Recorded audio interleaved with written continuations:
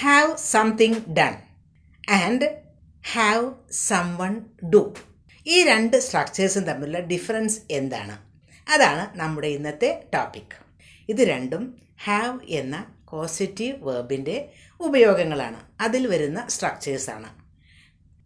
Have something done എന്ന് പറയുമ്പോൾ അവിടെ ആ ഒരു സംതിങ്, ആ ചെയ്ത ആക്ഷനാണ് ഇമ്പോർട്ടൻസ്.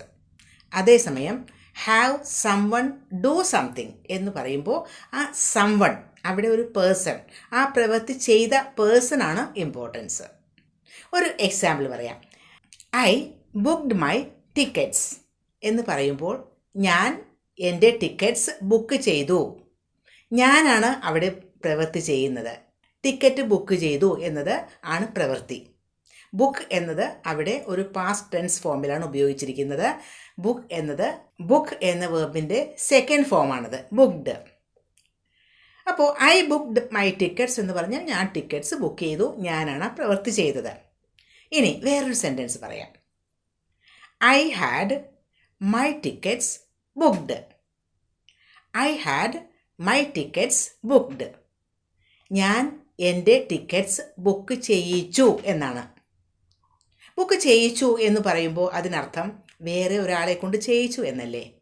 ആ ആൾ ആരാണെന്ന് പറയേണ്ട ആവശ്യമില്ല, അതിനൊരു ഇമ്പോർട്ടൻസും ഇല്ല. പക്ഷേ ഞാനല്ല ചെയ്തത്, വേറെ ഒരാളെ കൊണ്ട് ചെയ്യിപ്പിക്കുകയാണ് ചെയ്തത്. I had my tickets booked. ഇവിടെ ബുക്ക്ഡ് എന്ന് ഉപയോഗിച്ചിരിക്കുന്നത് വേർബിൻ്റെ തേർഡ് ഫോം അല്ലെങ്കിൽ പാസ്റ്റ് പാർട്ടിസിപ്പിൾ ഫോമാണ്. ബുക്ക് എന്ന വേർഡ് ഒരു വേർബായിട്ട് ഉപയോഗിക്കുമ്പോൾ ബുക്ക് ചെയ്യുക, അത് ഫസ്റ്റ് ഫോമാണ്. അത് കഴിഞ്ഞിട്ട് ബുക്ക്ഡ് എന്ന് പറയുമ്പോൾ സെക്കൻഡ് ഫോമായി. ബുക്ക്ഡ് എന്ന് തന്നെയാണ് പാസ്റ്റ് പാർട്ടിസിപ്പിൾ ഫോം അല്ലെങ്കിൽ തേർഡ് ഫോം.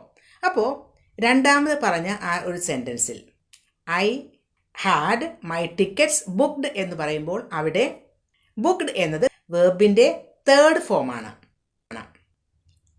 ഇനി വേറൊരു സെൻറ്റൻസ് പറയാം. I had the agency book my tickets. I had the agency book my tickets.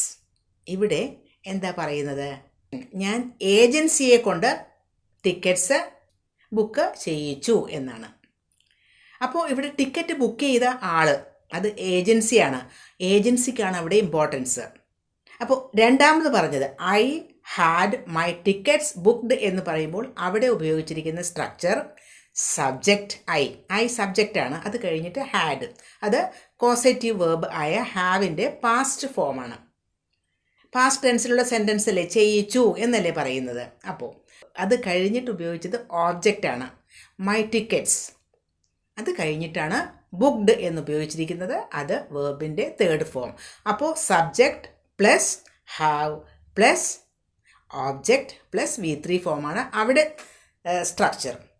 അതേസമയം തേർഡ് സെൻറ്റൻസിൽ I had the agency book my tickets എന്ന് പറയുമ്പോൾ അവിടെ സബ്ജക്റ്റ് അത് കഴിഞ്ഞിട്ട് ഹാവ് പ്ലസ് സംവൺ, അതാണ് ഏജൻസി, ആ പേഴ്സൺ.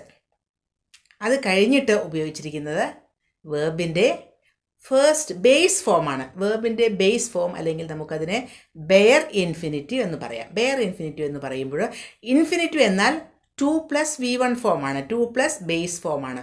പക്ഷേ ഇവിടെ ആ 2 എടുത്ത് മാറ്റി ബാക്കിയുള്ളത്, അതാണ് ബെയർ ഇൻഫിനിറ്റീവ് എന്ന് പറയുന്നത്. അപ്പോൾ ബുക്ക് എന്ന് മാത്രമാണ് നമ്മൾ ഉപയോഗിച്ചിരിക്കുന്നത്. അപ്പോൾ I had the agency book the tickets. അപ്പോൾ ആ സംവൺ അത് കഴിഞ്ഞിട്ട് നമുക്ക് വേർബിൻ്റെ ബേസ് ഫോമാണ് ഉപയോഗിക്കേണ്ടത് അല്ലെങ്കിൽ ബെയർ ഇൻഫിനിറ്റീവ് ആണ് ഉപയോഗിക്കേണ്ടതെന്ന കാര്യം ഓർക്കുക. അപ്പോൾ സ്ട്രക്ചറിൽ ഒക്കെ വ്യത്യാസം ഉണ്ട്, മീനിങ്ങിൽ വ്യത്യാസം ഉണ്ട്. നമുക്ക് അത് ഡീറ്റെയിൽ ആയിട്ട് നോക്കാം. കുറച്ച് എക്സാമ്പിൾ വരുമ്പോൾ വളരെ ഈസി ആയിട്ട് അത് മനസ്സിലാവും. ഇനി വേറൊരു example. I planted the saplings in my garden. I planted the saplings in my garden. Saplings എന്ന് പറയുമ്പോൾ കുഞ്ഞു കുഞ്ഞ് തൈകൾ, ചെടിയുടെ കുഞ്ഞ് തൈകൾ, കൊച്ചു plants. I planted the saplings in my garden. എൻ്റെ ഗാർഡനിൽ ഞാൻ സാപ്ലിങ്സ് നട്ടു എന്നല്ലേ. പ്ലാന്റഡ് എന്നതാണ് അവിടെ വേർബ്. പ്ലാന്റ് എന്ന വേർബിൻ്റെ സെക്കൻഡ് ഫോമാണിത്. Planted. First form plant, second form planted, third form planted തന്നെ. അപ്പോൾ I planted the saplings in my garden എന്ന് പറയുമ്പോൾ ഞാൻ എൻ്റെ ഗാർഡനിൽ സാപ്ലിങ്സ് നട്ടു എന്നല്ലേ. ഇനി I had the saplings planted in my garden. ഞാൻ എൻ്റെ ഗാർഡനിൽ സാപ്ലിങ്സ് നടുവിച്ചു എന്നാണ്. അപ്പോൾ നട്ടു എന്നല്ല, അപ്പോൾ ഞാനല്ല ചെയ്തത്, വേറെ ആരെ കൊണ്ടോ ചെയ്യിപ്പിച്ചു എന്നാണ് അവിടെ മീനിങ്. സെക്കൻഡ് സെൻറ്റൻസിൽ ഇവിടെ പ്ലാന്റ്, സെക്കൻഡ് സെൻറ്റൻസിൽ പ്ലാന്റഡ് എന്ന് ഉപയോഗിച്ചിരിക്കുന്നത് വേർബിൻ്റെ തേർഡ് ഫോമാണ്.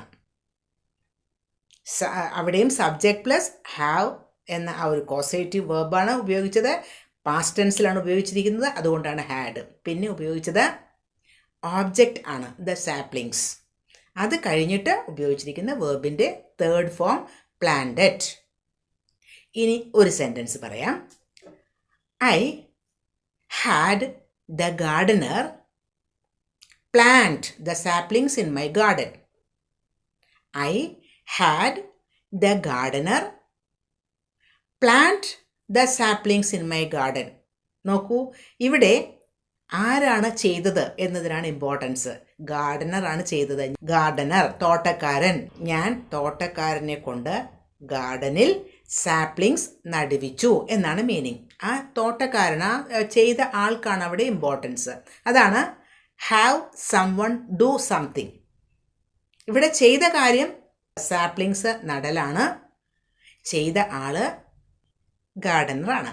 പിന്നെ സംവൺ എന്നത് കഴിഞ്ഞ് ദ ഗാർഡനർ അത് കഴിഞ്ഞിട്ട് ഉപയോഗിച്ചത് I had the Gardner plant എന്നാണ് ഉപയോഗിച്ചത്. പ്ലാന്റ് എന്നത് വേർബിൻ്റെ, പ്ലാന്റ് എന്ന വേർബിൻ്റെ ബേസ് ഫോം അല്ലെങ്കിൽ ബെയർ ഇൻഫിനിറ്റീവ് ആണ്. അത് ശ്രദ്ധിക്കുക. ഇനി നമുക്ക് എക്സാമ്പിൾസ് നോക്കാം. ശ്രദ്ധിക്കൂ. ടെൻസ് എന്തുമായിക്കോട്ടെ, അതുപോലെ തന്നെ സബ്ജക്റ്റും എന്തുമായിക്കോട്ടെ, നമുക്ക് ഈ സ്ട്രക്ചർ ഉപയോഗിക്കാം. ആദ്യം നമുക്ക് ഹാവ് പ്ലസ് സംവൺ ഡു എന്ന ഒരു സ്ട്രക്ചർ ഉപയോഗിച്ച് കുറച്ച് സെന്റൻസസ് നോക്കാം. I have my friend fix the computer. എൻ്റെ ഫ്രണ്ടിനെ കൊണ്ട് എൻ്റെ കമ്പ്യൂട്ടർ ഫിക്സ് ചെയ്യിപ്പിക്കാറുണ്ട്. ഫിക്സ് എന്നത് ബെയർ ഇൻഫിനിറ്റീവ് ആണ്. പ്രസന്റ് സിമ്പിൾ ടെൻസിലുള്ള ഒരു സെന്റൻസ് ആണിത്. അതുകൊണ്ടാണ് ഹാവ് എന്ന് ഉപയോഗിച്ചത്. അടുത്ത സെന്റൻസ് നോക്കൂ. I will have my cousin send mails. ഞാൻ എൻ്റെ കസിനെ കൊണ്ട് മെയിൽസ് അയപ്പിക്കും. ഇവിടെ അയപ്പിക്കും എന്നാണ് ഫ്യൂച്ചർ ടെൻസിലുള്ള സെന്റൻസ് ആണ്. അതുകൊണ്ട് will have ഉപയോഗിച്ചിരിക്കുന്നു. My cousin എന്ന് കഴിഞ്ഞ് send ബെയർ ഇൻഫിനിറ്റീവ്. ഇനി വേറൊരു സെന്റൻസ് പറയാം, മലയാളം സെന്റൻസ് പറയാം. അതിന്റെ ഇംഗ്ലീഷ് ഒന്ന് ആലോചിക്കൂ. അവർ ഇലക്ട്രീഷ്യനെ കൊണ്ട് സോക്കറ്റ്സ് എല്ലാം ചേഞ്ച് ചെയ്യിപ്പിച്ചുകൊണ്ടിരിക്കുകയാണ്.